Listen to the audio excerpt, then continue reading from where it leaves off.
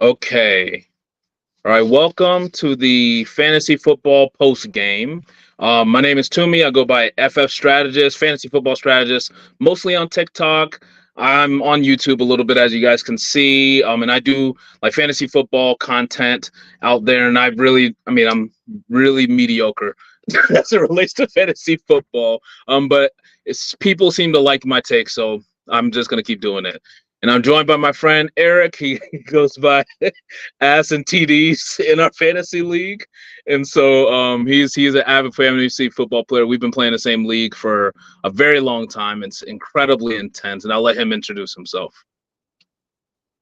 Yeah, as Tommy said, my name is Eric. I go by AZZ and TDs. There's two things I like. I like touchdowns, and I won't go too much into the other one, but that's one half of it to say that much. I said I do like that. So I'm pretty much your default stereotypical man. That's me. Okay, I'm gonna try my best not to laugh the whole time, just talking about stuff. But yeah, so basically, this It show is we're what just it is. talking about Hey, football. It is true. what it is, man. We're just hanging out, talking football, um, talking a lot of fantasy, talking about the games, and look, there's so much stuff that happened today. So today's week is week 9 in the NFL. A lot of stuff happened. There were a lot of big matchups. There were a lot of terrible, god awful fucking fantasy players today. Um, Mhm.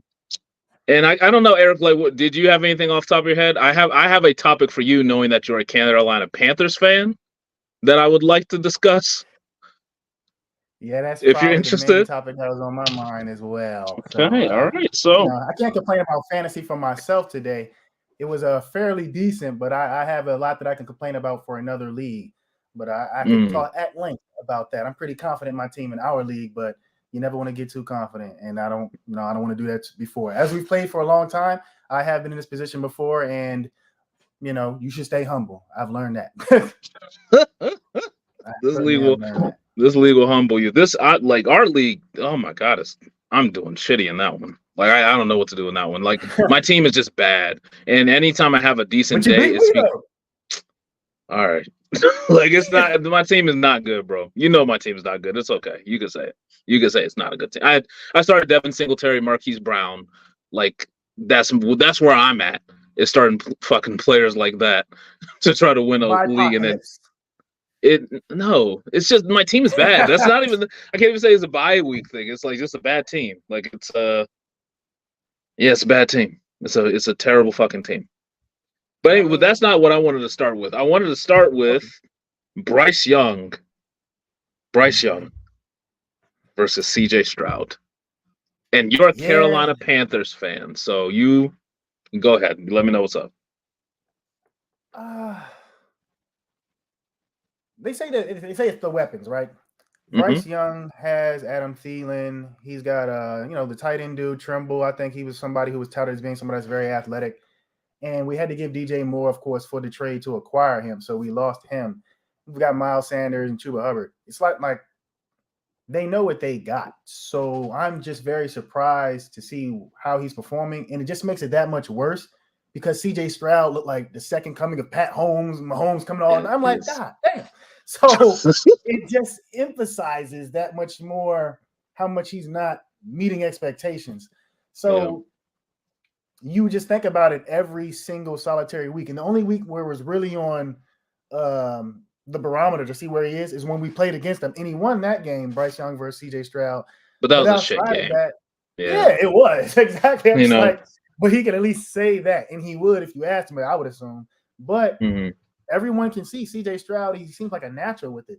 They've built around, they don't have a run game in Houston Texans, and the man's Yeah. able to go ahead and pull it off. So he's not sidestepping what he's supposed to do. I think today he made like a rookie record as far as passing yards, and Mm-hmm. they look confident in building around him.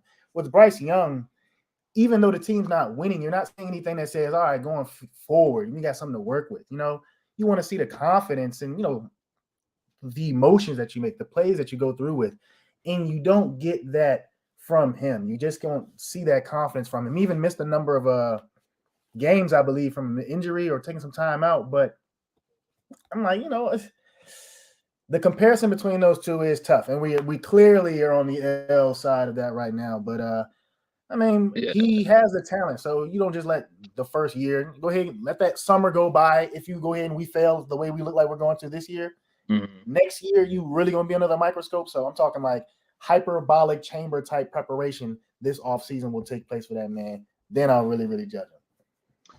It is the smart thing to do to wait to judge Bryce Young. God, Nick, I'm like, there's certain words I'm going to try my best to not say when I get comfortable. Man, he looks like shit, and CJ Stroud looks like truly, maybe not Pat Mahomes, but he looks like Joe Burrow. He looks like Andrew Luck. He looks like, in fantasy, to me, he's like a top 5 guy now. Like they can't run, like you said.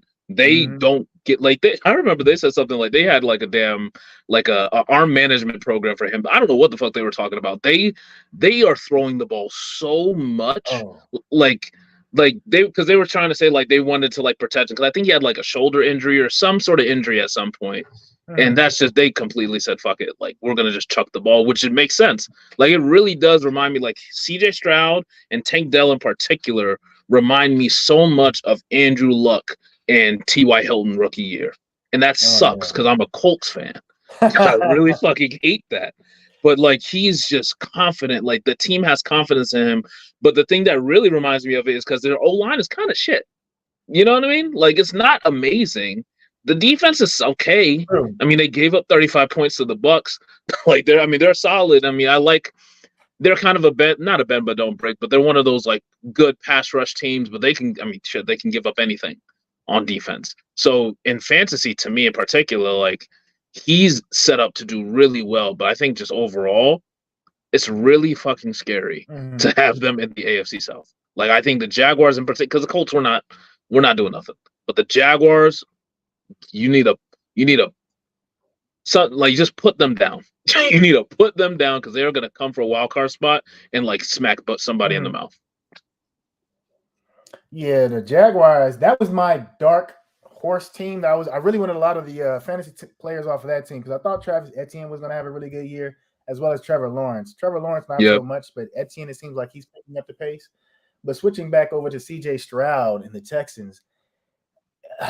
I got lucky picking up Tank Dell in our league just because they said that those guys were homeboys. Even when in the draft, I think they said that they talked to each other or like they really clicked or something like that. And I just read up on that.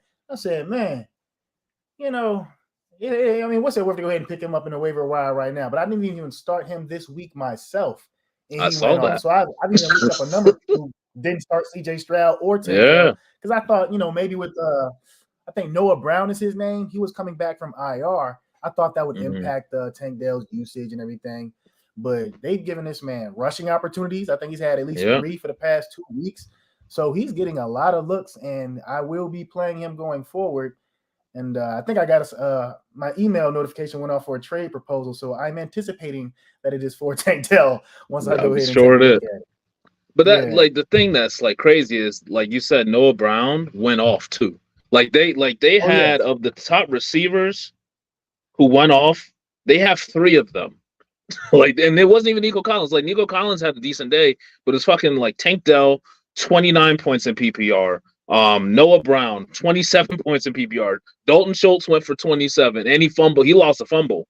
Like CJ Stroud went for 54 points in La Fantasy. Like that's who Mike had. Like that's nuts, man. On one person, he's passing the ball around to multiple people. Couldn't even get work in with Noah Brown. Seamlessly fits him in there. He's just dotting that man as well. That is what we want with Bryce Young, which you anticipate with the number 1 pick. That's why I'm saying this disparity, it really, really hurts Bryce Young because you're saying it's possible. You don't have the excuse that, the NFL is just too high of a level for you to be able to meet that. Yeah. Once you go ahead and break the mold and other people can go ahead and do it, that's pressure. I mean, he did that shit to one of his like Bryce Young's division mates. Like he did that to the Bucks. You know what I mean? Like Bryce Young ain't gonna do that to the Bucks. And it's just not at all. I guess I'm dancing around the issue. I don't think Bryce Young is going to be a bust. But writing on the wall, he's just not like not that big just yet. I don't want to say he's going to be a bust. If you're comparing, But yeah, okay. If you're comparing him to CJ Stroud, he's a bust compared to Yes. CJ Stroud. Yes. But for himself on his own, if you compare him to Anthony Richardson and Will Levis, he'll be okay. CJ Stroud may I agree like with that. fucking end up being a Hall of Famer. You know what I mean? I feel Yeah, like we just CJ maybe seen Stroud, something that's the special. guy. That's like someone goes up and gives a speech and you got to follow up after them, and they were like making everybody stand up and applaud, telling jokes, everybody laughing, people throwing up their panties and stuff like that. Now you up. You don't want to go ahead and see that, and that's what CJ Stroud is right now to Bryce Young. You just don't want to. That's just real talk. That is real talk. I mean, that is the Eric. I worry about his career because he now has the worst vantage point, and I'm not even making a joke about him being short. He's just like, you can't like. He's just in a bad position, man. Like he just can't do it. Like he could have a decent career, and he will be a failure compared to CJ Stroud if CJ Stroud continues this pace.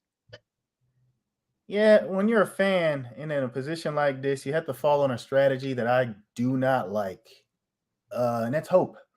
I hope that he can go ahead and turn this around and be exactly what we expect him to be, what we need him to be. But you don't want to be in that position. But I mean, also, it's not just the quarterback position. Maybe he just doesn't click with these personnel. So you always, That's true. with the other sides, this guy is young. There's the desire to play the sport well in his heart. So you will adjust whatever weaknesses he has that I don't have the cognitive ability to discern on a quarterback right now. He will have that teaching and make those adjustments. And going into next year, that's when, if we're at this point next year and we're saying we're not getting any W's, we're not making any large strides in, let's say, abilities as we can see from this year, then I'm going to say, yeah, he is a bust. I mean, in football, it's the "what have you done for me lately" league. Fuck You yeah, can't it get is. multiple opportunities. That's just time is money. People want to put the masses in them seats to see a good product on the field, and that number one pick, time is money. You don't have all the time. And I felt like, so I mean, so everyone knows. So I'm a Colts fan. Eric's a Panthers fan. Yeah. Frank Reich just ain't it, man. And I like Frank Reich as a person. He's a solid coach. I would never have hired him as my head coach. I honestly thought you guys should have hired Steve Wilkes because the team played really hard for him as an interim head coach. You remember that? I do remember Steve Wilkes. And I remember the defensive mentality because that's previously Riverboat Ron was defensive as well. So I think we need defense because also I didn't even know this. Brian Burns is asking to be traded and things like that. He's our best defensive player. Yeah. You want to go ahead. That's a culture shift to me. When players ask to be traded, they don't believe in you anymore. When they're on the field and they could go ahead and dive to tackle somebody, or just say, we'll get them next time. You want them to go ahead and give their all. You're losing the player when they say things like that. That's what I glean from that. So I would like to see a turnaround where he's happy. Like, I'm glad I stayed on the team. Like Bryce Young came back the next year, balled out. CJ who? Yeah. That's what I want to say next year. That's what we'll live in that fairy tale land. We're gonna say that shit about CJ Stroud. I honestly, Eric, I'm not even gonna joke. Like, real talk, CJ Stroud is now over here. CJ Stroud is like, I love Anthony Richardson. I think he's gonna be a great player. CJ Stroud is in his own stratosphere now. CJ Stroud is in the stratosphere now of Joe Burrow, Josh Allen. Like, he is in that stratosphere to me now. Like, that seems really crazy hyperbolic to say, but that is the truth. Like, he is carving shit up, like, easily. And that's the thing. Like, he's consistent. He's playing. Like, I remember a lot of people were saying he's super inconsistent in college, but when he played Georgia, he lit them the fuck up. He's playing like that every week now. Like, he's playing against Georgia. He was, like, the stuff he's doing in the pocket, like, that's just not even really what we saw as much in college, but he is like dicing shit up now. I don't know. I just think that CJ Stroud over here, we'll just evaluate Bryce Young on his ability to improve throughout the season. I mean, the season's not over. He'll get better. They changed their offensive coordinator to Thomas Brown, or at least the play calling. He comes from the Sean McVay tree. There's quote unquote more creative. Haven't seen it yet the last 2 weeks, but hopefully that's going to improve. So I have faith that he'll get better, but I almost think like Bryce Young getting better and Bryce Young compared to CJ Stroud, that's no longer even like a discussion. Like, CJ Stroud, boom. Can Bryce Young get better? Yes. Can he be CJ Stroud? Fuck no. My personal opinion. At this point, absolutely not. Absolutely Yeah. not. That's why I said the disparity is what's killing him. It's like if CJ Stroud maybe had a good game that we're all talking about, that one good game, like the Will Levis 4 touchdowns game, you could say that great outlier game. But the consistency that he has, and that's like the best thing when you go ahead and get a high-level pick. Once they do what you're identifying at the college level, and they can translate that in their first year, and they're doing that, that is the creme de la creme of a pick. You love to see that. It's like you see when you can see that they have some ways to go. That's okay when you can see the gains from game to game to game. But the number of picks that I think he threw today, I have Bryce Young in another league. I got so frustrated, I had to drop him. I'm completely independent of the game, but to feel like I gained some solace, I had to drop him because he threw a pick. I was that pissed in the moment. I said, you know what? Just spite dropped Get him off like my that. team. You know, I couldn't let that ride. And he has no idea that he was on my team at all. But I'm working on my own. You know, we working on ourselves. I hear you, bro. All right, I'm just being honest. I got you. Let's move on to some of these games, though. Okay. All right. So we talked about some of the players who like really balled out. I have like a little bit of I'm gonna just touch on some of the games that were kind of good.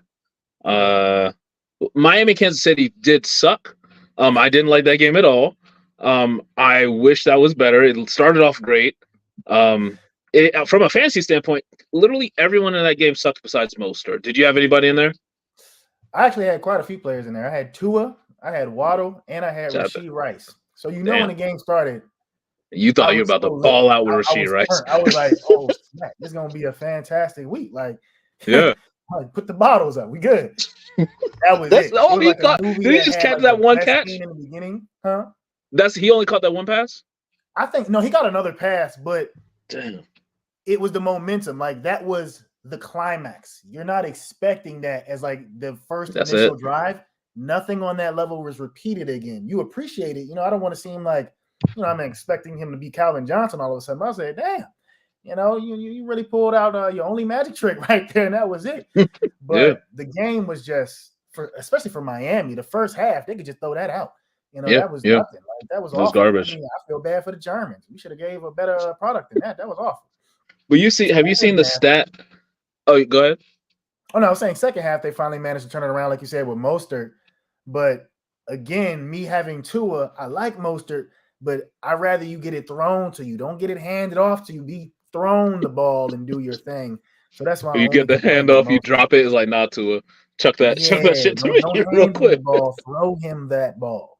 Oh my god. All good. But like the Miami though, like this game was concerning in like a lot of ways to me. Because Kansas City, man, something's just not clicking. But the thing that sucks is that they keep winning because their defense is good. So I feel like there's not that like wholesale, like what the fuck is going on? We need to fix something. It's like, I mean, we're winning defense. I mean, the defense is playing at an elite level. You can't knock them. But like, if they're going to be continuing to go far, you want to see them really show out offensively like they did like a few weeks ago. But they've just not done consistently all year. But Miami, man, like they have not beaten a good team. Like they are 0-3 against teams above 500, and they are 6-0 against teams below 500. Like that's like I do like my power rankings on my TikTok and stuff every week, and I just keep dropping them even if they win. It's just like they just are not beating good teams. Like they are dominating bad teams, but they just suck ass. Like they're getting damn near blown. I mean, they were getting blown out today. They got blown out by the Bills. They play somebody else. I think the Eagles, they beat them pretty good. Like they're just not even, they're competitive, but they're not showing up like they need to against competitive teams. If they're going to be like a Super Bowl contender, they really need to step it the fuck up. Miami strikes me, you know, the phrase one trick pony. And okay. I think that's what Miami had going from with the speed and everything like that. I think I've heard that the fact they use motion so creatively on their side of the ball on offense, and a lot of people hadn't seen that. Teams have figured that out, and I think have figured how to nullify that to an extent. So they're not lighting up the board like they did from week one. They're, that experience that they had of that high-powered octane offense every week has been somewhat diluted, you've noticed, as teams look at the tape from the previous week and figure out a way that there's a weakness in this scheme to some degree. The speed of having to get the ball out, you got to put the pressure on Tua, jamming them at the screen. That's the one, yeah. Those few things, I think they're adding up. And this bye week that Miami's walking into, they got a lot of work. I think their head coach is always referred to as a nerd or something like that. He's going to have to go ahead and get his head in the books and look at a lot of tape. And I believe they're going to have to make some adjustments, like you're saying, because the speed thing was something they really harped on, and they have that. However, they need one other counter punch once a team seems to have figured that out to me. I think they need one counter that they can go to, and more or less it's probably going to be Mostert and the King of Diamonds, Achane. Once he comes, that's the one. Back, that guy's different. So he got a lot of pieces to work with. Yeah, he's in a good problem. That's a good problem to have. With all these pieces, how can I go ahead and reset and have another approach that's not only just based on speed, another way to maybe a misleading kind of an offensive approach, if you will, with all those offensive weapons that they have. Yeah. I mean, I think that Devin Achane, once he is back, that's going to be like the big thing that they need, because I mean, he was averaging 12 yards carry. That's like fucking ridiculous, but he's still going to be very good. The thing is, though, like his issue is his size. Like he's injured, he was on injury reserve. Like if he's healthy, completely different situation. They can't depend on him getting the ball like 17 times a game, though. So that's the thing they got to figure out. Honestly, that's why I really was like, before the draft happened, I actually was hoping they would draft like a Zach Charbonnet, like a bigger back who's just a bruiser who could like help you move the chains. And then you got I mean, they still got speed everywhere. They could figure some other things out. They're super creative. Mike McDaniels is like a genius offensively, but just get like a bruiser who's giving you like 3 to 5 yards of carry, and just he's not going to pop off a 50, but he could pop off like 15 and he could hurt some people on his way. You know what I mean? Like just somebody to like move the chains. They don't have that. Like Jeff Wilson could kind of be that, but he gets injured all the time. Same thing with Mostert. Now that you mention it, it makes a lot of sense that they need a bruiser, because Waddle, it seems like every other game he gets hurt. They weren't playing Tyreek Hill in as many plays because they're trying to make sure he lasts throughout the season. Because I think last season I heard that they feel like he tired out at the end there. So as the season goes on, it would make sense to go ahead and get a bruiser like that. Mostert, I think for his career, no one really saw him as an every down back because they thought that he wasn't as durable. So they have a lot of speed. Waddle's been getting hurt. They're trying to maintain Tyreek Hill. Achane's hurt now. Mostert was never believed to be a 3-down back, and Jeff Wilson just got off of IR. And so it makes sense what you said, that they would go ahead and invest in somebody that says, we just need a David Montgomery. We need our David Montgomery for Miami over here. Now, that shit it doesn't look pretty or nothing, but you give him the ball, he's giving you 3.5. He's giving you 4. Yeah, you need a plotter. He'll give you 2, but he'll give you 7. They have all that sexy exotic in Miami, but y'all need the steak and potatoes, some football too over there. Y'all need the actual lumberjack dude that's over there and can carry the rock for you. All those other guys, when you get to the goal line, it's like, you feel a bit too brittle. That speed, you can't be too hefty. So you need your David Montgomery. Speaking of that, someone I should have picked up in our league, but that's another story. It is what it is. I don't have him in any league, but I really did like him coming into the season. Just because, based on what the one thing I've at least learned this season about, like, there's obviously certain coaches who just like completely just fucking lie to you, and there's certain ones who just tell you the truth. Dan Campbell just tells you straight up, this is what I want to do, this is what I'm doing. And he's been very clear, like, I really love David Montgomery. I'm going to give him the ball a lot. And he's done that. He's just giving him the ball all the time. I think that Jahmyr Gibbs has, like, cut into that with his last 2 weeks of performances. So I do think, like, Gibbs is going to be more of a factor than we saw earlier in the season. But, like, I've been actually telling people, and this seems risky, I've been telling people to sell high on Jahmyr Gibbs just because Dan Campbell, like, there's nothing about Dan Campbell's relationship with David Montgomery has changed. When David Montgomery is going to get on the field, he's going to get the ball a lot. He'll carry the ball still more than Jahmyr Gibbs. I think Jahmyr Gibbs is going to have more touches than he did, but would I think that Jahmyr Gibbs is going to out-touch David Montgomery in a game? I can't. Based on the way that they run their offense, they just don't run their offense that way. And even though Jahmyr Gibbs has really popped off the last 2 weeks, they were getting that ass beat, like, against the Ravens. So, it's hard for me to get super excited. He had like 10 targets. I hope he has that much. He's really good to be able to get those targets, but they were getting that ass beat. We are passing the ball every play type of script like we saw with like Seattle. So that's why Kenneth Walker like sucked ass so much today. Like they just completely got away from running the ball because they had to catch up with Baltimore. And so I definitely still think like Jahmyr Gibbs is a sell high, but I was telling people that like 2 weeks ago. It's probably going to be too late now because everybody knows David Montgomery's coming back. Yeah, the Jahmyr Gibbs, that's why I always think when situations like this happen, it's like you just think the other guy, like the money he was paid, the way he was playing, all that just goes out the window. The guy behind him, like all of a sudden, I'm like, he was hurt. So, like you said, you're speaking to the lack of opportunity that you anticipate coming for Jahmyr Gibbs like it was at the beginning of the season. With a healthy David Montgomery, it's only one football to go around per play, so it's probably going back to David Montgomery on the goal line like it had been for the previous weeks while he was healthy. Yeah, it does. That's a carbon copy of a perfect situation where you should sell high on this opportunity from this particular player.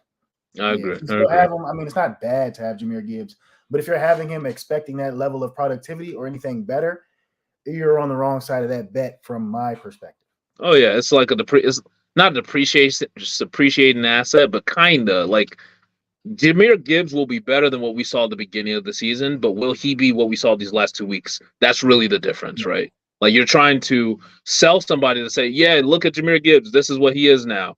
But in your eyes, like he'll be better than what he was in week 1 through 4, but he is not going to be what he was week 8 and 7.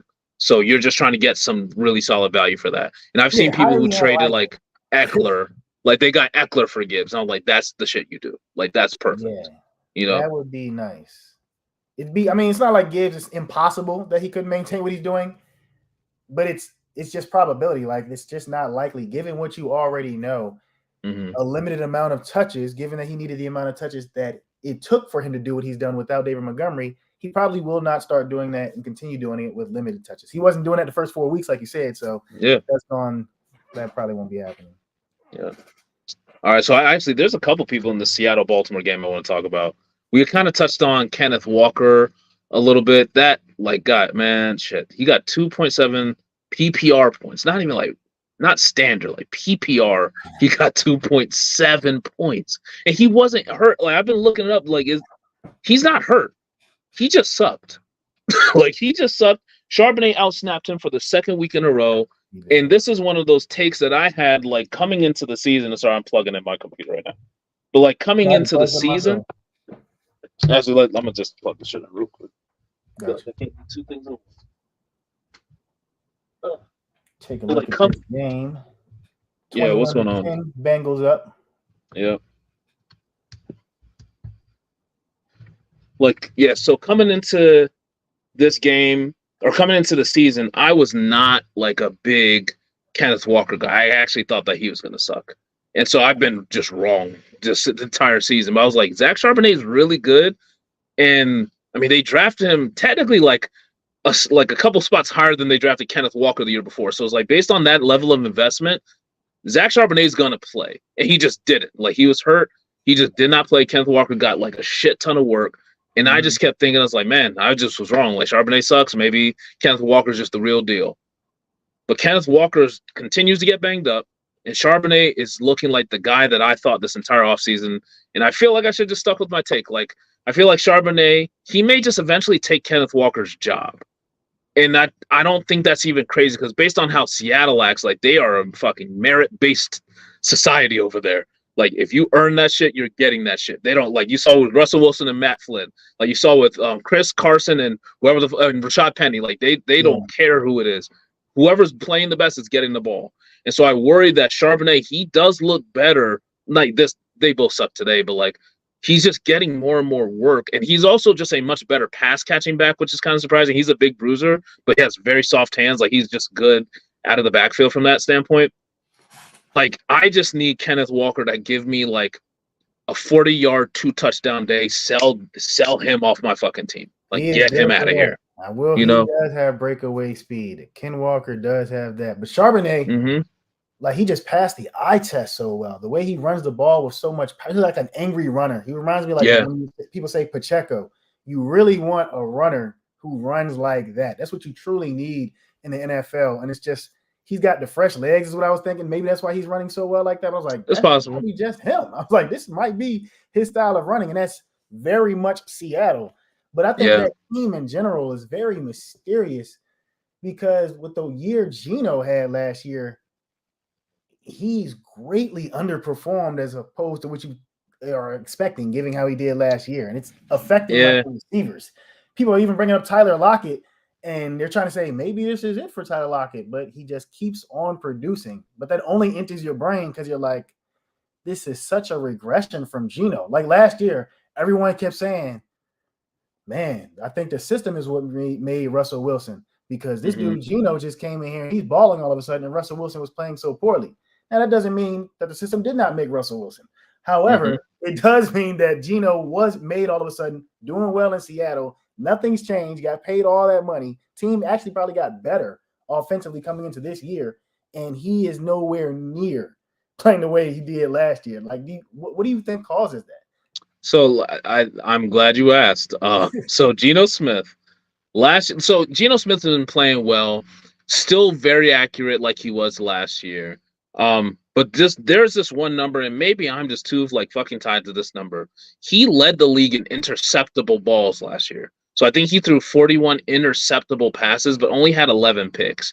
And so to me, like just historically, if you're that like potentially turnover prone, that shit is gonna meet in the middle at some point. And it seems like we're just getting a little bit of regression now. Like he's still same accuracy level, still pretty good from a deep ball standpoint, but those interceptable balls are getting fucking caught this year. Like that makes me think you must be a gunslinger. I don't think gunslinger when I think of him. You know what I'm saying? That's like if you have that risk, I'm thinking you average like at least 2 or 3 touchdowns a game because you're the Brett Favre in it like that. That's what comes to mind. Yeah, I think it's just like at the end of the day, it's a fucking pro league. Like these people saw they didn't have tape one year, they got tape. They got a full season of him now, and they had a full off season to be like, all right, we actually now have to prepare for Geno Smith. Like they were probably thinking, how the fuck? Why do we have to prepare for Geno Smith coming into this year? But now, you got to respect him. And then also, and like Tyler Lockett in particular, I mean, that whole receiving core, not a few weeks ago, last week I was telling people to buy low on JSN. I do think that we're going to continue to see him like ascend in that receiver core because I do think not that Tyler Lockett is done, but outside of last week, I think what the stat would now be if we updated it, 3 of his last 18 games, he's had what was the number? It was like 60 yards or fewer. I need to update it, but it's like basically 3 of his last 18 games he's been completely dog shit. And then like 3 of his games he like really went off. Like he had really good games, but like I feel like we're sometimes getting tied to previous Tyler Lockett, who he could definitely score a touchdown, but he may not get a ton of yards. But like that's the thing that I get concerned about is like Tyler Lockett is kind of on the back end of his career right now. DK Metcalf, he had this 150-yard catch, but literally that's all he fucking did today in a game where they had to throw the ball, which is so weird. He just doesn't seem fully healthy just yet. Yeah, I was going to say he hurt. I heard he was not 100% healthy, but if you're playing, I was assuming that, it was DK Metcalf, you know what I'm saying? But he must really be down bad because I think he had, like you said, that one big play. And I had DK last year, and I'm like, man, yeah, I'm glad I had him last year. I'm not, But that was also when Geno was playing so well, so it makes sense. He's hurting the wide receivers. But you hear DK, you can't help DK get off, and he's easily understood to be one of the best wide receivers in the league. Like, and I still think he's a buy low. Like I think like DK's still one of the top in the league at red zone targets. At some point, that's just gonna obviously, just statistically, I just believe in regression at some point, and hopefully the regression happens this year, like we've seen with like Joe Mixon. I was telling people, Joe Mixon had 1 touchdown through like the first 7 weeks, and I was like, he averages 10 touchdowns a game. People buy fucking Joe Mixon, and we've seen like he scored tonight. Shocker for anybody who's watching this, sorry, but he scored tonight and he scored last week, and he's gonna get to his average. Like that's just the shit that's gonna happen. Tony Pollard, he's gonna get to his number. Like not that he has like some big old career of it, but like he only has 2 touchdowns this year. He's gonna get closer to like 7 to 8. DK Metcalf is also gonna do the same thing. Hopefully this year if he's healthy, and so I still think he's a buy low. But Geno's just not playing well. The offensive line is giving up way more pressure than it kind of looks. And they are kind of getting bailed out by their defense, which is good. I mean, you're a team, so you need to depend on your defense sometimes. But like, it's just not looking clean for him this year. the thing that's unfortunate is he is actually playing very similar to last year. Just again, those balls that were not getting caught by those DBs are getting caught this year. Mm-hmm. Yeah, I wouldn't change a thing. That is what I'm saying. Geno is not it like he was last year. Because I was mad that I didn't even get him when we were doing our draft. Because going back to the teams that we happen to have, Tua being my quarterback, I got him in round 9. So I got very lucky with Tua. But I was targeting like quarterbacks that you could anticipate to do fairly well given how they did last year, of course. Geno was one of those, and I'm very happy that I did not end up with him this year. But this year has been a bloodbath for quarterbacks in general. So whoever you got, if they're still on their 2 legs, you're doing pretty well. So we have a family league that we're doing with like aunties and stuff like that. And in this league, because just weird stuff happened where Kirk Cousins was on the waiver wire for like a while, so I picked him up. I had Joe Burrow when he was sucking, and I also drafted Anthony Richardson just because Joe Burrow was like banged up coming into the season. So clearly, like I actually had to go pick up another quarterback, and I had all 3 of them cats on my team. But like then the team has been doing well, but you really have to like Kirk Cousins was killing it until basically last week. Joe Burrow's starting to kill it, so now I'm straight. But like until that, Anthony Richardson was kind of carrying me whenever he didn't leave a game early. You know, like it's been really horrendous for quarterback this year. In another league, I started with Aaron Rodgers. From Aaron Rodgers, my backup was Danny Dimes. From Danny Dimes getting hurt, I said, dang, let me trade and go ahead and get somebody who's young. They're going to be out here. And I picked up Anthony Richardson. All right. After trading David Montgomery and Laporta to acquire Anthony Richardson, he then got knocked out for the season. Mm-hmm. I then picked up Deshaun Watson a number of weeks ago, and he got knocked out. So I pretty much I told my cousin, I said, anybody who's playing the Panthers going forward, I'm just going to pick up their quarterback that week because I have the Midas touch to get your team hurt. If I have that quarterback, they're going to get injured. It makes no sense. That's ridiculous. I said everything I've done this season to try to fill up the quarterback hole, they've gotten hurt. That's 4 people. I don't have that much depth on a team anywhere to go ahead and keep on acquiring some kind of quarterback by trading. Like my team was so good, but we now have no kind of like consistency at quarterback. That is the luck I've had in that league.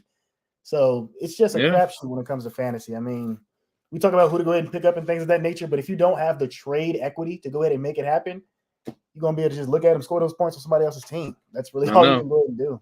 Unless you picked up Stroud, which I don't think he was drafted in most places. That's kind of been the one. Like, outside, I guess Sam Howell, he's been pretty decent more recently than not. Because, that team's really, you want to talk about a team who doesn't give a fuck about running the ball? God, they don't care. They are going to pass it like crazy. Eric Bieniemy said, fuck it. Like, we don't got no defensive ends no more. Our offensive line sucks. Like our defense sucks. We just chucking it. And I feel like that's actually like a good formula for him to give you decent production every week because they have to. They have to throw the ball a lot all the time. I literally picked up Sam Howell and did not realize that in this league, you're punished for the number of sacks that you get. Ooh. Yes. I played him one week not realizing this. And I was like, damn, I feel like he's playing pretty well. What the fuck are my points at? My goodness. Immediate drop following that week. That is not good for him. I said, yo, they say he gets sacked a lot, but damn, you really see it. That's crazy. Like you hear all this stuff, you're like, probably about 2-3 times. Nah. No, it's like 6 or 5 to 6. Yeah. Like every week. He don't play well enough for as much as he gets sacked. Let's just say that much. And that's the thing is like that shit, like no matter what, like his offensive line is bad. Mm-hmm. That shit's on the quarterback if you're getting sacked 5 to 6 times a game. Like you can't. Like that's ridiculous. They were saying that's good and bad because that means he like has it in him to hang in there and try to get the play completed. So it's like a balance. But that dude, he's like true gutter. He like, look, swinging off my arms and everything. I'm not getting rid of this. I'm gonna just go ahead and complete it somehow, some way. Yeah, don't care. You like that to a degree, but like if he was really good doing that at the same, like if he was Mahoming it and doing that at the same time, unbelievable. I guess like the thing, and I'm gonna butcher this stat too, but like I was listening to somebody. They were basically saying like a sack is really, really awful for your offense. Like it's not as far away from an interception as people think. Like, it's almost like if you were saying a sack, I think the equation is like a sack is basically a third as bad as like an interception, because you're basically like you're almost guaranteeing a turnover on downs or a punt of some sort. Like it really kills your offense when you get sacked that much. And if he's gonna get sacked that much, which I think he's been doing better the last 2 weeks. They changed some things around where they're just getting the ball out of his hands faster, I don't know why it took this long, but they're doing it finally. But yeah, like if he continues to take sacks like that, like I would fully expect to see Jacoby Brissett, because that shit is gonna kill your team. Yeah, I mean, I didn't realize it because you hear so many things positive about Sam Howell, but the little negatives that you hear when you're not really somebody who pays attention to quarterbacks, only until I was in a position where that one thing about him hurt me so badly. I said, man, I really never paid attention to it that much. But then when you watch the games, you're like, this dude, he don't give a damn. You know what I'm saying? Yeah. Like, it like powers him up, like hit me kind of dude. Like he is root the business. You feel me? So it's like, shit. you know, you gotta have appetite for that. Yeah, like that's I have never heard of you get penalized for sacks. That's really wild. That's a wild ass league, until bro. that week went by, and I said, "Damn, he ain't gonna fly." No wonder he was on the waiver wire. Honestly, Justin Fields may be on the waiver wire in that league. Justin Fields taking sacks like crazy. Man, like, he is wild with that. All right, I was expecting him to have. I thought he was on this was going to be the Justin Fields year. I agree. When Jay picked him up in our draft league, I still remember how I felt when he did that pick. I was like, man, should have picked him in the last round. I just thought he would just go ahead and make it back to me. And there's so many players that when you do that and later on in the season, like just the halfway point pretty much, you're like, thank goodness they didn't. You missed out on that? Yeah. Oh, man. But then little players where you didn't anticipate they would have the year they're having. Like, we might be sleeping on A.J. Brown. A.J. Brown's year so far, after I took a look at it myself, because people were complaining about him after week 1, I believe, has been ridiculous. Like, record setting. Yeah, I'm like, what in the world? And I'm not hearing that much about it. It's like AJ Brown, $150, $150. Like, this is consistent balling. I mean, that means he's crazy. He cannot stop you. You're being game planned for, and you still doing it. That is very difficult in a pro sport. People are paid to feed their family to stop you, and they cannot do it. That's amazing. It is amazing. Yeah, but he's on that Tennessee shit. Like he is the target share. The dominance is like, this is Tennessee AJ Brown. Like I'm going to share a little bit with you, Devonta Smith, but like this is me. Like Jay Hurt, like even like a ton of the snaps, you just see his head. Where's AJ? Like it's just straight to him. He'll catch the ball, and when the guys are on the ground, he points to him and he rubs it in that I'm balling on you. And that's sending a message to the rest of the league. Like, you should be more up to make sure you're not the next person that happens to. I don't care. I'm that much better, and he's in the element. You really, really love being in the element. He is in the element right now. Oh, yeah. Oh, yeah. And let's see. Like, who... trying to find this thing. So, I guess that game was actually not that bad. Dallas and Philly. I can't complain about that game. It was competitive. Fantasy wise, both the guys did pretty well. So did AJ do well? I think he had like 19 points or something. Oh, I wish I had AJ. I could go ahead and check real quick. Yeah, I'm looking. CD went crazy. Yeah, CD I saw that. God damn. 2 weeks in a row. He just went insane. I'm like, man, he's one of the players that I was targeting, but he was picked so early. Damn, I wish I picked up CD Lamb. He had nearly 200 yards. Ferguson went nuts. Oh, Eric, man, you want to talk about a bad call? So this is a bad call I made. It was. I'm gonna tell you this, and it's. So I was like, oh my god, you got to start Trey McBride. You got to start him, right? You got to start Trey McBride over Jake Ferguson and Taysom Hill. It's so terrible. It's the worst. It's really bad because a lot of people listen to that shit. I'm sorry. I'm sorry, everyone. I'm sorry, everyone. That was on me.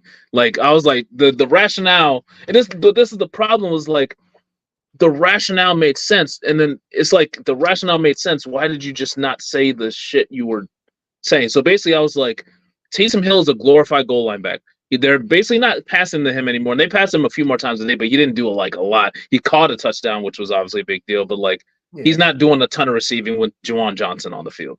But he's a glorified goal line back. Chicago actually has been the best team against the run recently, which is weird. But you just need him to score. So if he scores, he'll be fine. But in PPR, I don't know. But to me, I should before I say don't start him, I just said that he has a high likelihood to score for a tight end. That should be the end of my sentence. Start him. You know what I mean? That's me growing as a fantasy football analyst is I just told you he has a high propensity to score. He is used as their goal line back, and he is effective. He's really fucking effective at that.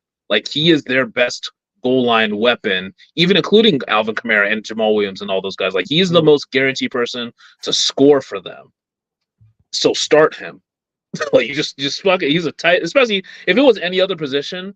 I really hate being so tied to touchdown production. But if I say that there's a tight end that has a high likelihood to score, you fucking start him. And that's where I messed up. He's a better version of what people think of the Donald Parham guy on the Chargers. He's a big time red zone target because he's super tall. But Taysom Hill is used to that degree, and he's quarterback. He's a Swiss Army knife in that particular zone of the field. You got to look at that particular area as a high concentration of fantasy points. So if you have a high utilization rate in that zone. That is very, very, very important. That's goal line backs. Like you said, it goes back to the LeGarrette Blount days. If you are also that role plus then some, Taysom Hill has a lot of appeal. It's just hard to pick and play. I mean, you never know when a team's going to be in that position, but knowing that his role, like I said, that's a good probability bet. Taysom Hill, it pays out. It pays. It works. And that's the thing. Their offenses do that, and I think the reason why I'm so fucking pissed off about it is the offense is playing really well. The offense is moving the ball much better. So again, more opportunity for him to do work. Yes. They get into the goal line. He is touching the ball no matter what. Even if he doesn't get it, he's getting a shot at least. So you just feel Taysom Hill is a must start rest of the season. Even if he's gonna next week shit the bed and give you 3 points, you fucking put him back in your lineup the next week. Yeah. Because if they get into the goal line area, he's touching the ball even if he doesn't score. And every now and then he's gonna throw a fucking pass. And so that you just have to have that. It's that in addition to how bad the tight ends have been this year. There's no real consistency. So someone with a special asterisk on what they can produce for you like Taysom Hill, it just makes a lot of sense from that waistline position. Position. And and then Ferguson also very similar. He's not Taysom Hill, but I think prior to today, a third of his targets were red zone targets. And I think he led tight ends in red zone targets. And I was just thinking, all right, so he has to score to give you value. It was I just again told you, he's gonna likely score. So fucking start a tight end who's gonna score. But other positions, I don't love. Again, you cannot predict touchdowns for a lot of positions. Yeah. But for tight end being so terrible, if you think that there's a tight end who has a chance at a touchdown, you just start him every week and you deal with the ups and you deal with the downs. That's one thing I'm gonna just make sure I talk through more. Because unless you're Kelsey or Mark Andrews, I'm not gonna be as enticed with just heavy targets. Like McBride had 14 targets last week. Clearly, that shit's not super consistent when you have a quarterback who throws for 58 yards today, which is real. That shit happened today. That's fucking wild. Because I actually had McBride. I have McBride on my team, and I had to choose between him and Logan Thomas. I was leaning towards McBride earlier, but when they saw that they weren't starting Kyler Murray and they were going to lean on that rookie quarterback, that's when I said, I just can't trust that. Because with a rookie quarterback, you anticipate that they're going to lean on hitting the tight end, but it's people paid to go ahead and stop him from doing that you have to worry about. This is a rookie quarterback. This is his first game. He just bro. That ain't gonna happen like that. He might have got targeted. This was some garbage targets from somebody that's not really ready. So I know, bro. You gotta wait for Kyler Murray. Kyler Murray, I will be playing him that week. Kyler Murray, I believe, will be starting next week because he suited up but didn't play. I anticipate he will be playing next week, and I think I saw something where he averages 20 plus points when he plays. So Kyler Murray will play for me to fill in for the, of course, Miami's bye week with Tua. What do you think about them not playing him today? Not playing Kyler Murray today? Yeah. He practiced in full. He was off their injury report. They're fucking tanking. That's what I'm saying. Like, they're tanking. I don't like you did not play Kyler Murray because he had to play a tough defense. He is your if I he's was wondering that that's myself. I was wild. like, it seems like he can do it because he traveled with them and everything. It's like they flirted with the like, we might play him, we might play him, we might play him, and he didn't play. That is a very good question. I just didn't consider it because it worked in my favor. But now that you say it, it doesn't make sense. Because like what like it's I mean he's a football player. He's playing a football game. It's also the weather. It wasn't like I thought actually the weather was gonna be colder. So I mean I'm in this area. It's like it's 50s. It's not bad. The environment was bad because he's playing the fucking Cleveland Browns. Like that defense is crazy. Yeah. But I mean if you really are trying to put your best foot forward and win your games, I don't know how you tell your locker room, hey, this guy who's been practicing and taking first team snaps, we're not gonna fucking play him. Like that's wild shit. Now, I mean, I agree with that sentiment just from a on paper standpoint. You should lose all the games you can and go get Caleb Williams. Obviously, like I think that's like you should definitely do that. And they're fucking clearly doing that, especially since Carolina won a game last week. But man, like that's I don't know how you look that locker room in the face and say we're trying our best to win fucking games when we literally trade away Josh Dobbs, who balled the fuck out today. And then we are not going to start the quarterback, who is our franchise, highly paid quarterback, who practiced in full all week. Like, miss me with that shit. The only thing I can think is if I'm Kyler Murray, I'm cool with not playing because I was like, is Myles Garrett playing? All right, cool. I'm cool with not playing. We can go ahead and give me one more week. Let that young boy get his reps in, you know what I'm saying? See what he can do, and I'll be ready next week. That makes sense to me, but I don't think anyone would ever come out and say that was the sentiment. Very, very feasible that it actually is what it is, but that makes sense to me. But no one would come out and say it. Like as you said, Cleveland's defense is like that. And I mean, if you don't have to play him because you got a good excuse, it's not school. Entertaining that. I mean, you homesick? Like, what are we talking? Like, I don't do the NFL, bro. They're tanking and they want Caleb Williams. Kyler Murray, that's not working in my favor. That does nothing for me. So this game with that future stance in place, go ahead and get your reps in, young man. I'll start next week. But the thing, like, if you're Kyler Murray, you want to win all the games you can because you're not trying to get replaced.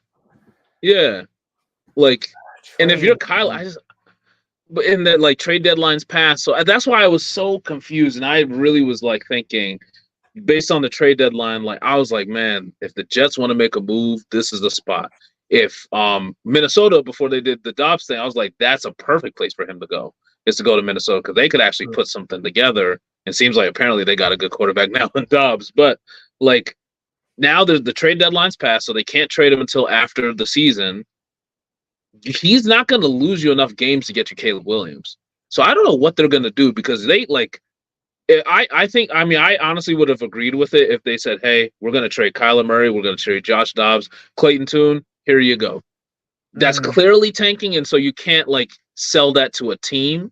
But if you're trying to guarantee Caleb Williams, that's the way you guarantee it. And also, I guess, like, I'm saying it, like, you can't trade him in the offseason. You can. But I don't think that they're going to be guaranteed to be a top. They're not guaranteed to be the top of the league from, like, a draft pick standpoint.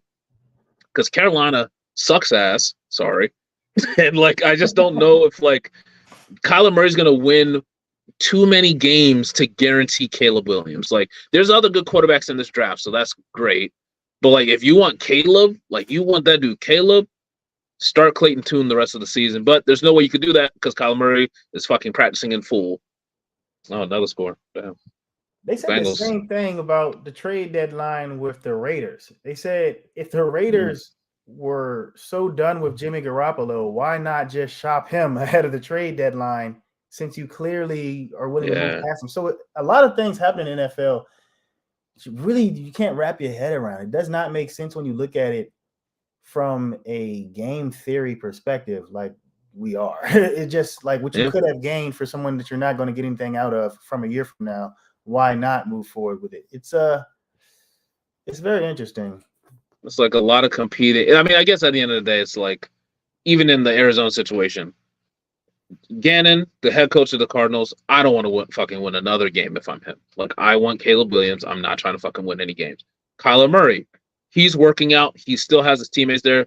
I'm trying to get on the fucking field because I do not want you guys to have the number one pick. Because if you guys get the number one pick, I'm out the door. They just literally like that's the same thing as like if you get with a girl, if say a girl's with somebody else and you like are the dude she's cheating with, and then she cheats on you. It's literally the same shit that happened. Like he literally kicked out Josh Rosen 1 year after getting there, and then he's about to get replaced himself. Like if you're Kyler Murray, you want to win like every single game. Like you gotta go win some games so that Caleb Williams is off the table because everyone else like. It's not going to be as easy to move off of Kyler Murray unless it is Caleb Williams. Honestly, there's only about like 5 or 6 teams in the league who are not in the Caleb Williams sweepstakes. Like he is a game-changing, different cat. True. And so you got Kyler thinking this way, you got the coaches thinking this other way, and that's how I could see it's a little challenging. In the Raiders situation, I think it's like I don't know who the fuck's going to go shop for Jimmy G. He was out there a free agent for a minute. Like I don't know. They were saying that maybe the Jets might have had some interest in him, but I don't know about that. I don't know what the teams are really thinking. They said Minnesota and all that kind of stuff, but they said if they knew they were going to move off from him, why not get something for him? And I say that you really have to ask that question. I don't know why they didn't do that. I wonder if it's something I don't know about trades that happened to keep that from happening because that's just too obvious.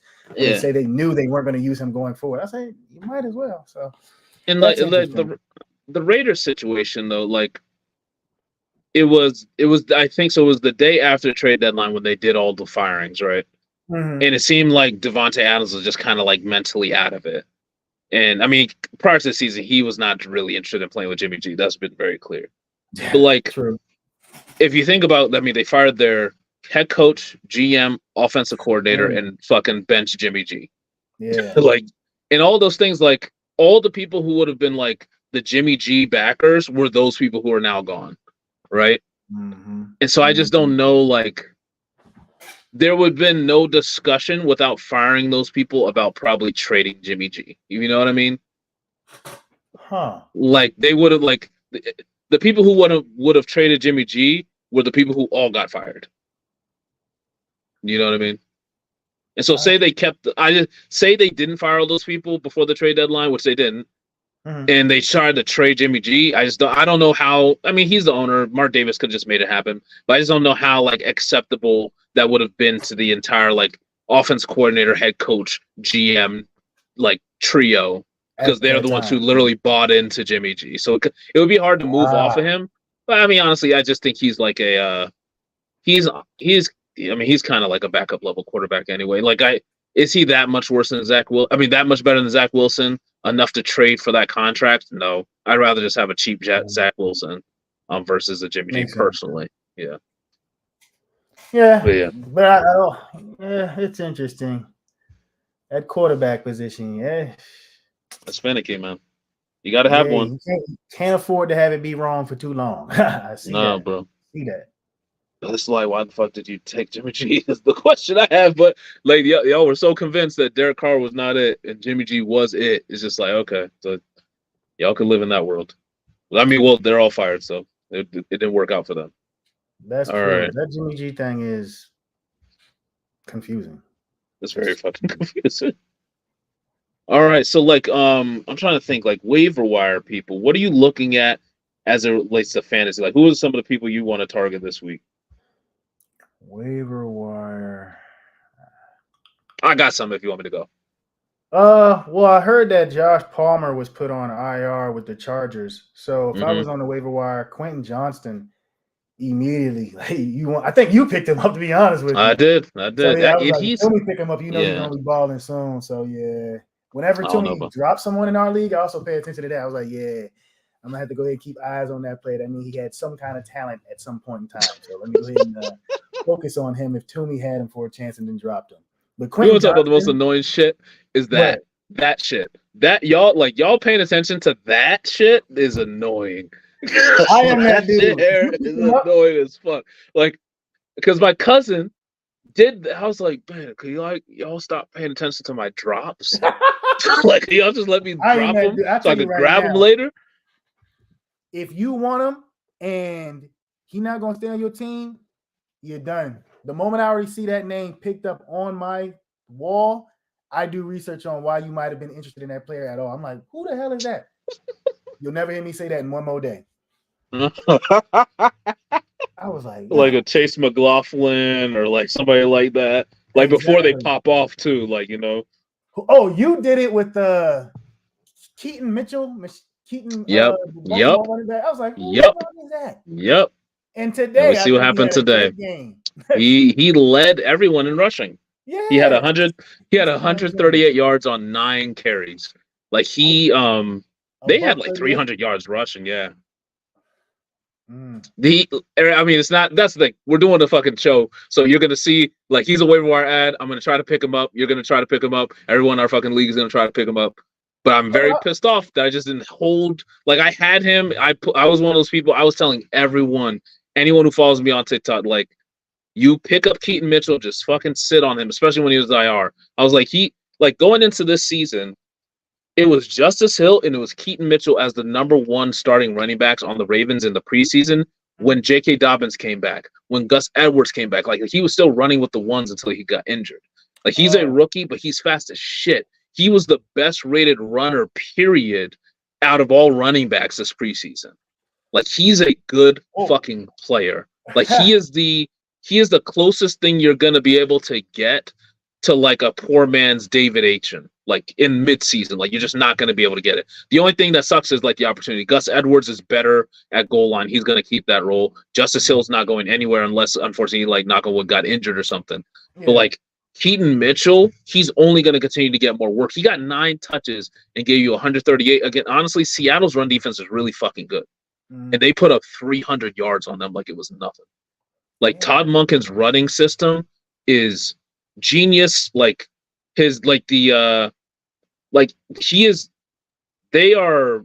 of those teams in my rankings. Like, they've been number 3 for me for a while. I can't move them above the Chiefs or the Eagles, but they're not moving down. I know that. And I do think, like, if Keaton Mitchell starts to get integrated in that offense, it could be fucking lights out, bro. Like, Keaton Mitchell is like that for sure. Well, now that you mention it, I didn't really have anybody I was looking at, but that was the one person I remember earlier this year. You picked him up, and I said, "Who is this dude?" But he didn't do anything, so I was like, maybe that's a dud or something like that. Toomey was just reaching for anybody he could find or something. But then I saw the name while watching Red Zone today, and I was like, "Damn, that dude really did show up out of nowhere." And I saw, the highlights. I didn't know he had that many yards on so few touches. I will absolutely try to at least pick him up. In our league, running back, I'm fairly stable there, I believe, but there's always ways you can make improvements. Our league is, you said your team isn't that good, but I think we haven't had that many trades in our league just because I think a lot of the teams, we have a lot more stability than I think. And it's not too top heavy. The person who was leading it does have 1 loss now. But I think it's a pretty stable league. Last year, my team was so bad.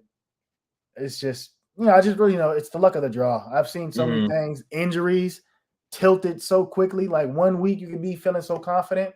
Kirk Cousins get hurt. All your beliefs go out the window, you see? So what can you do? You have to, one thing I learned in fantasy football, if your team that you drafted is great, you're like starters, it's not over until you have extremely good depth. You want to be able to say, my bench could be somebody's team.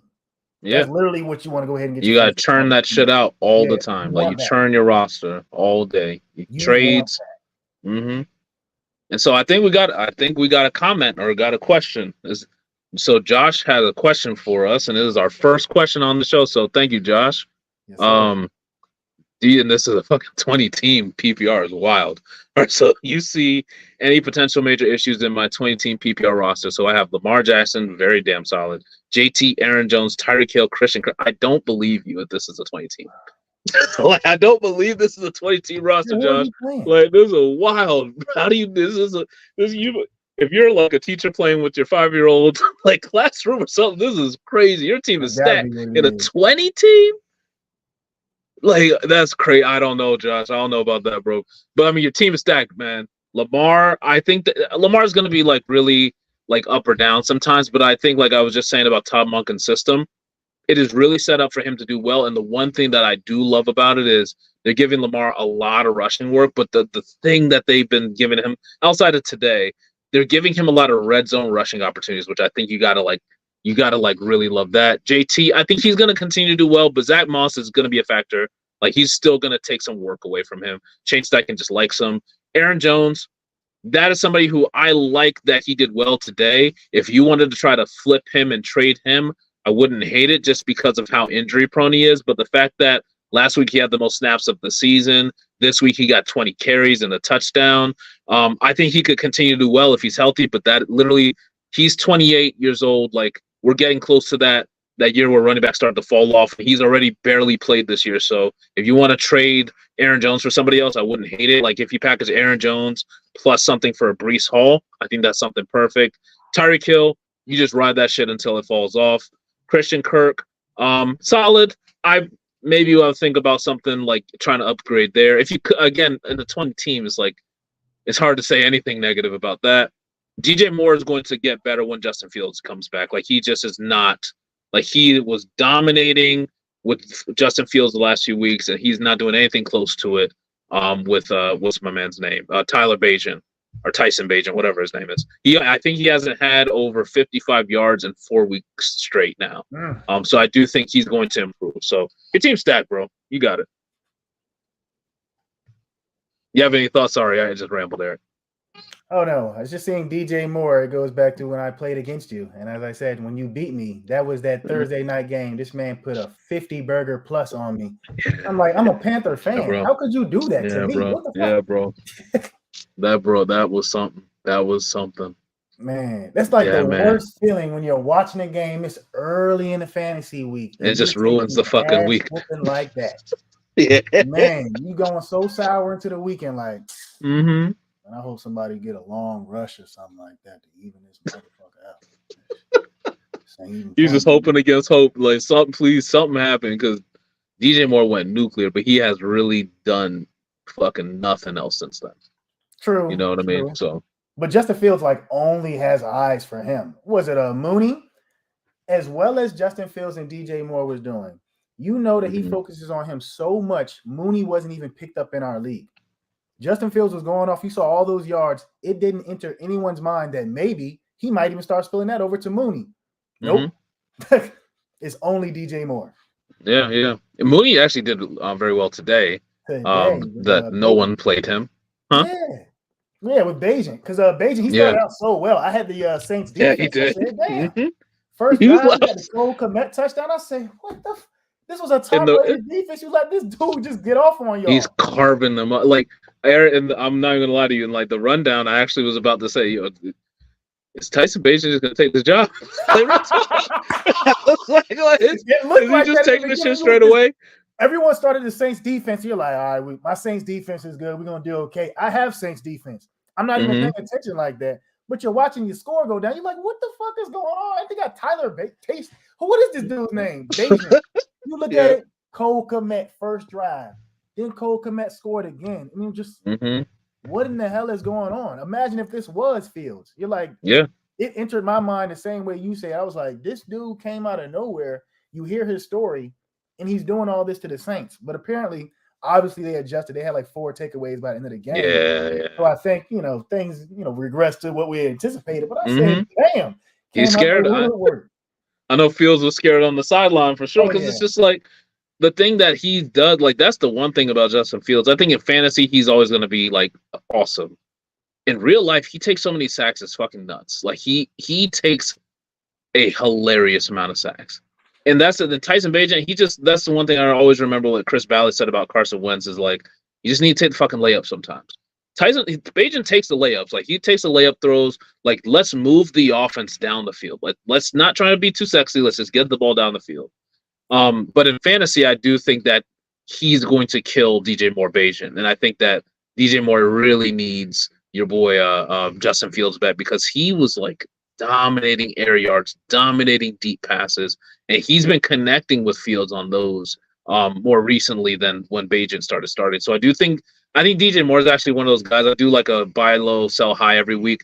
he may be on my buy low because of Justin Fields. The thing is, they're playing Thursday. Oh, are they playing you guys Thursday? I think they're playing you guys Thursday. In a really fun, exciting playoff relevant game of fucking Carolina Panthers and the Chicago Bears on Thursday Night Football. See. I'm pretty sure. But I guess anyway, they are game. awesome. Barn burner. Amazing. That's awesome. We all wanted that one. We all petitioned Goodell to give us fucking Panthers Bears.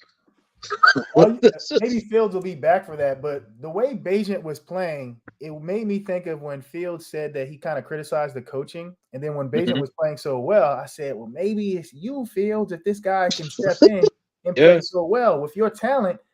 If you just listen better, maybe there's no concern that this guy would be taking your job. So that also, I started to consider that, but by the end of it, you kind of still do need the talent. It evened out though, because them turnovers, like the Saints defense is good. That's why they've been like a top 5 unit in fantasy. Mm-hmm. Well, and I picked them up because they were supposed to have like such an easy schedule, but when they were getting busted in the beginning of the game, I was like, damn, what the fuck is going on with this? He was carving them the fuck up. I'm like, this is supposed to be an easy leg of a parlay. I'm like, we losing the game. How you gonna jack up the layup, baby? I honestly I picked the Saints to win, and I was very concerned early. I mean, I'm not gonna lie, Eric. This week, my picks, I fucking crushed that shit this week. I had Steelers winning, got that one. Chiefs winning, that's obvious to me. I had Atlanta winning, so I'm failed there. Browns winning. I had Rams winning. That I don't know why I did that. Well, no, the Packers suck though, huh? You had to be nervous for that Steelers one. Nah, I knew Levis would do something to turn over the ball late. Tomlin. I mean, both coaches are good. Both coaches are those types of coaches who could just win a game. But man, you're taking a rookie quarterback into Pittsburgh on the road. Again, and the one thing with Levis, we saw with all the sacks is his right tackle actually of the offensive line, he was actually playing the best, Chris Hubbard, and he was out. And the right tackle, guess who lines up against the right tackle? Fucking TJ Watt. I knew that's a problem. I knew that was going to be a problem no matter what. Their left tackle, I think he was literally at one point in the season, probably not now, but giving up 2 sacks a game. That I don't even know what that means. Bad offensive line and Alex Highsmith is balling too. They are really good on pass rush. I was I was not worried about that. Honestly, was very disappointed that the Steelers the DST didn't do much better than they did. I actually thought they would actually score. That makes sense. I see that concern. And people have been saying Pittsburgh, all their games, they've been lucky they're low scoring games where you didn't expect that they would win because they looked like they were games they were on the cusp of losing. And out of nowhere, they turn around and win. I said, man, that means just Tomlin's a good head coach. To me, hell yeah. When you are anticipated to lose, the game looks like you're wrestling victory from the jaws of defeat that frequently. It comes down to just very good coaching. He is a very talented coach. He's very good. Very good. If you had the pick, let's just do this shit. Who's top 5 coaches in the NFL? Right now? Yep. Well, I got to say Tomlin. I feel like... Okay. It's like you want to say Belichick, but I'm no, you fucking don't. I heard you start that B. Get that shit out of here. He is not a top 5 coach in the NFL right now. You can't really say that. You have to go with the 49ers head coach. What's his name? Shanahan. Yeah, Shanahan. Okay. He's having a tough 3 weeks. Oh yeah, right true, now. True. But he's still a good coach. Yeah, Andy Reid for sure. I'll give it to Nick Sirianni. I'm not super. Honestly, I'm never going to be super impressed by Nick Sirianni, but his team is good, so I'll give it to him. I was thinking that as well, but the criticism that you might also be able to say because he has just a very good team of riches right now. Mm-hmm. So it's kind of hard to beat that. The other person, 5th best team or coach. Best coach. You almost want to go to last year's coach of the year, but that team right now is so terrible. You don't want to, Dable. Yeah, he's like, nah, bro. Dan Campbell. He'll be up. Dan Campbell, John Harbaugh. they're in there too. Yeah, man from the Lions. Yeah, that team is very different from what they used to be. I got to give them kudos for that. And I like the way David Montgomery coming in there with that pick.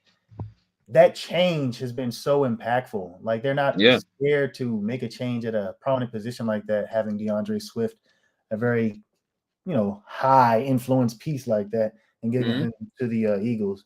That's a good move. And they're making it work. Yeah. Making it work. I guess it's funny, thinking about Dan Campbell, he very obviously famously he led the interim. He was an interim coach for the Saints for a while, did a good job, didn't get the job there, and so he eventually became the head coach of the Lions. Wasn't good, obviously, but they turned it over really quickly. Mm-hmm. I could see very similar situation like that, and it seems surprising to say Antonio Pierce was really impressive today. His clock management for the Raiders, they blew out the Giants, which I think, historically, teams, whenever a team gets their head coach fired midseason, I don't know what the numbers are, but it is a really significant amount of the time they go and win the next game, just off of I don't know, it's just hoorah or whatever. They just go and win the next game. It's like football version of the Ewing effect when they lose their best player and somehow come together and play better all of a sudden. Yes, yeah. And I think they just galvanize or they leonize or whatever the sports fucking cliche is. They do that. I could see that happening for Pierce. I could really see that happening for him. Because I would be blown if he got the job for the Raiders. I think he grew up in that area, was a big Raiders. He grew up in Compton, NWA, really big into the Raiders, really passionate about it. But I'd be so blown if Mark Davis just gave him the job. I wouldn't be surprised if they just give it to somebody else and then Antonio Pierce gets an opportunity with another team. That would be a blower because he did do a really good job today, to be honest with you. You could just see that happening, though. The NFL just happens to do things just counter to what you a blower. Huh? He said that would be a blower. It doesn't fit the narrative that you wanted to if he doesn't do that. That would just not be what I anticipate seeing. Just I guess. I didn't finish boasting about my picks. So Washington picked them. Saints picked them. Like you said, I was very scared. The Ravens fucking made light work of the Seahawks. I picked them. They went I was basically right about Tampa Bay until CJ Stroud became a Hall of Famer at the end of the game. That was such an entertaining game, man. Oh my God. But it's funny, if the Texans lost, they would have been 3-5, which I was really surprised by. They're 4-4. They're the best 4-4 team I've ever seen. True. I didn't even know their record. I am impressed to know that much. And I have Tank Dell. I just wasn't even paying attention like that. I feel like it crossed my mind to almost let go of Tank Dell for some reason. I think it's because they had a bye week and I was just bye week. He was injured too. Yeah. But don't do it now. Oh no. No concern. And so I picked the Tampa Bay. They played well too. I can't hate on them. Colts. Yeah, I had to pick my boys over your boys, man. I had to go with the Colts now. I told Frank Reich just something. I'm just not sold on him as a head coach anymore, unfortunately. Yeah, I can't wait. I want a new change shoes. You have the number one pick, and CJ Stroud is doing what he is doing. We have to put something together better than this. And Adam Thielen has been playing well. I'm look, very well. Yeah, that's found money. He's found Adam Thielen has been found money this year. You got to do something if he's going to be balling like that. Because today he didn't do that much, and I wouldn't be surprised if he starts to take a little bit of a decline moving forward. Yeah, really Panthers got a good defense. It's not the hardest division in the world. Brian Burns, people want him because he's nice. He's nice. He disrupts the game. We should be a lot better than what we are. The defense should be way better. The defense should be way better. Just don't meet standard. It's just come on. I'm not in the position to go ahead and say what's going on behind closed doors, but as a fan, I just think to me, it's one of those situations where we were just talking about the Arizona situation. Well, it was it's pretty fucked up for Josh Rosen to get replaced 1 year after. They admitted a mistake quickly and changed it. Yeah. Frank Reich was the wrong choice. If he's the wrong choice, fucking change it. Like, don't like piss around. Don't like wait for 2 more years and don't waste his time. Don't waste your team's time. Get a new coach. Fire him and get a new coach. Like, I don't even know if Steve Wilkes should have been the coach, but it would have made way more sense to me if you hired Steve Wilkes and then brought in like some offensive coordinators to like really just manage the offense. And then you let your defense just continue to be like a problem. Like, you just let your defense be a problem in a good way, obviously. And then like you have an offensive coordinator come in there and like do whatever the fuck they want to do and just basically let them de facto run half the team. Sure. That would have made way more sense to me than just going and firing Frank Reich, who just seems like, I don't know, his play calling has really fallen off. Like, he obviously just lost his duties to play calling like 2 weeks ago. And like, the assets you guys have are on the defensive side of the ball. Like, your first round picks are on your defensive side of the ball. Fucking just turn into a crazy good defensive unit and slowly build up your offense, especially with your quarterback. And as they grow, the offense will get better. I don't know. It seemed pretty obvious to me. Exactly. That's why I was like, I think there must be things that I just don't understand that take place in the NFL at that level that just make it a lot more murky from my perspective than what I'm aware of. Because I'm like, we have a good defense. It's not like we're in a division that got to deal with the Chiefs and stuff like that. We should be able to be fairly competitive. Like, I don't understand. Yeah. It's not that we're not the best team in the NFL, but you have pro players with a skill and talent that's very useful. I mean, we have enough to put together to have something that can, make some noise more or less. So I just don't like what they do with the talent that we do have. Because when the players like Brian Burns are asking for a trade, you've lost the player more or less to an extent. Like, these are pro players, like you said, with Kyler Murray. They want to play the game. They want to play a game to have some return on it. They don't think they can get the return that they want on our team. I don't want that. You don't want to have that conveyed amongst your players. They might even be bleeding that to other people as well. So you got to be concerned. Yeah. Yeah. Well, I hate to end this abruptly, but my phone is going to die because I didn't expect to use my phone to do our StreamYard business. But yo, Eric, this has been super fun, man. Oh yeah, no complaints out of me. A little nervous. Yeah. I ain't gonna say how much I'm sweating on this damn sweater, but we got it. Well, yeah, I mean, we're just shooting the shit, talking football, and so anybody who sees this, we're gonna try to do this on a weekly basis. I don't know what's gonna happen after football season. We'll see whatever happens there. I don't know anything about basketball. Eric knows way more, so maybe I'll just ask him questions and we'll just talk about basketball shit I don't understand. But basketball this year summed up: Victor Wembanyama. That's it. That's everybody's talking about. That guy, he's the future right now. Yeah. He's different, as the youth say. Yeah. But we'll continue to do more stuff. Make sure you guys. So you're on TikTok now, Eric? Yes, I am. So is it as in TDs? As in TDs. That's what. All right. So as in TDs. As in TDs at as in TDs on TikTok, at FFStrategist on TikTok for me. I do a lot of lives and stuff, and we put out content every single day there. So make sure you give us a follow. And again, follow on YouTube, FFStrategist here. You're gonna see these coming out, these post games, where we'll be loosely talking about the games. We'll just be talking about shit we want to talk about. All right, y'all. Thank you so much for hopping in here. Appreciate it. We'll see y'all next week. Take care. Peace.